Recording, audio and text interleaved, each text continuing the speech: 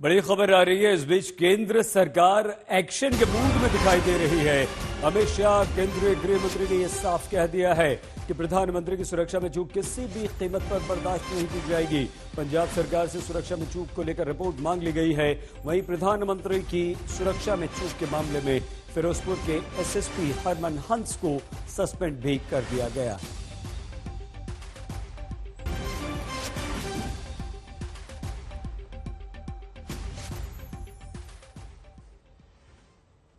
देश के प्रधानमंत्री नरेंद्र मोदी की सुरक्षा में हुई ये चूक वाकई बेहद गंभीर मामला है।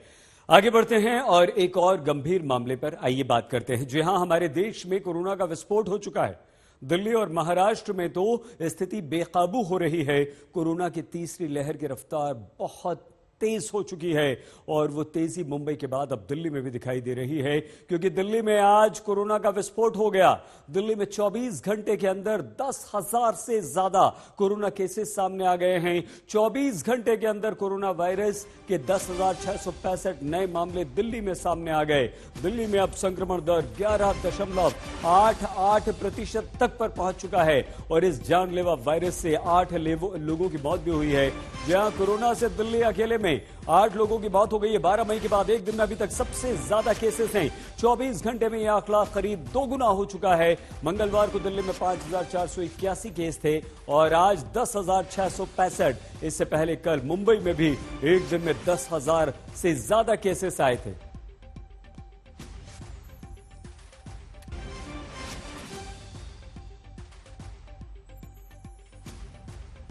बारह मई के बाद एक दिन में सबसे ज्यादा केस, 15,000 से ज्यादा केसेस। एक और बड़ी खबर, मुंबई में आज इस समय 15,000 से ज्यादा केसेस आ चुके हैं। तो दिल्ली और मुंबई में कोरोना विस्फोट। दिल्ली और मुंबई की हालत बहुत बुरी। कोरोना विस्फोट हो गया। 24 घंटे के अंदर 10,665 नए केस, 8 की मौत। एक दिन में 2 गुने केस। मुंबई में 24 घंटे के अंदर 15,000 से ज्यादा और देश भर में कोरोना के 58,000 से ज्यादा केस। ये बहुत गंभीर आंकड़ा है।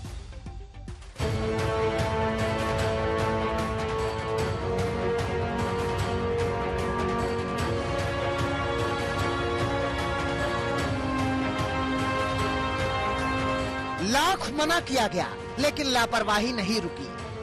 बहुत समझाया गया मगर न मास्क पहना, न 2 गज की दूरी मानी और परिणाम सामने है। जिस बात का डर था वही हुआ है। कोरोना की तीसरी लहर तूफान बनकर आई है। हर शहर से कोरोना संक्रमितों का जत्था निकल रहा है।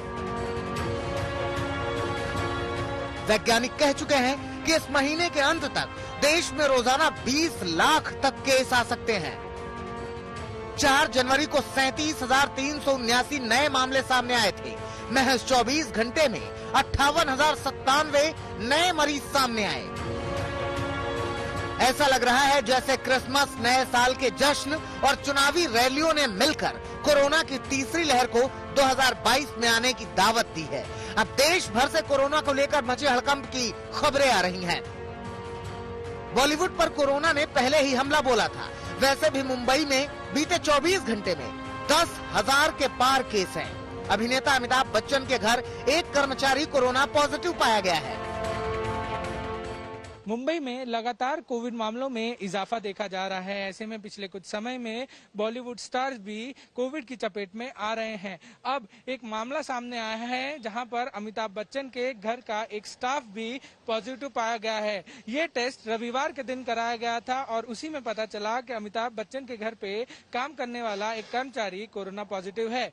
बीएमसी की माने तो बच्चन परिवार का कोविड टेस्ट नहीं किया जाएगा, क्योंकि कर्मचारी कोई भी सीधे कनेक्शन में या सीधे टच में बच्चन परिवार के साथ नहीं था।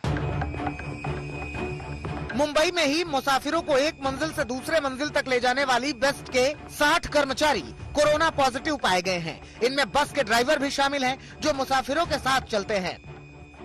मुंबई के ही जेजे अस्पताल में 61 डॉक्टर कोरोना पॉजिटिव हुए हैं। अब महाराष्ट्र में 180 से ज्यादा डॉक्टर कोरोना पॉजिटिव हैं।